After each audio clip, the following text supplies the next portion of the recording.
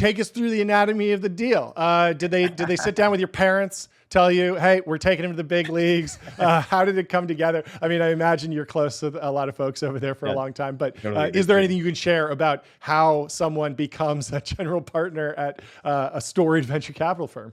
They brought a briefcase to my parents' house, Yep. and yeah, just been working the family for years. Yeah. Yeah. I love it. I love it. But yeah, I mean, seriously, I mean, Yeah. you've known the team for a long time. What were the conversations like, and how did it all come together?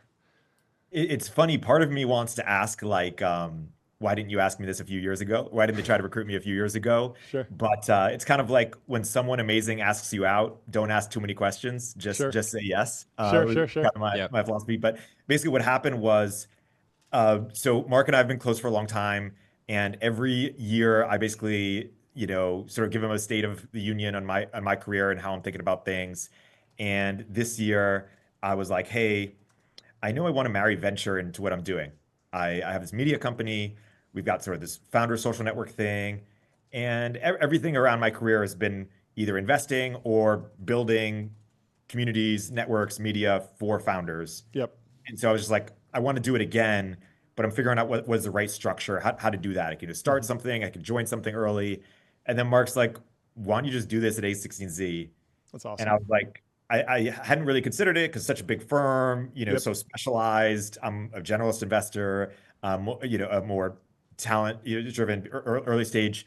And and I think like would I fit in at 700-person firm like Andreessen Horowitz. And he's like, let's talk about it with Ben. So then me, Ben, and Mark have a bunch of conversations. Catherine's involved too. The other partners get involved.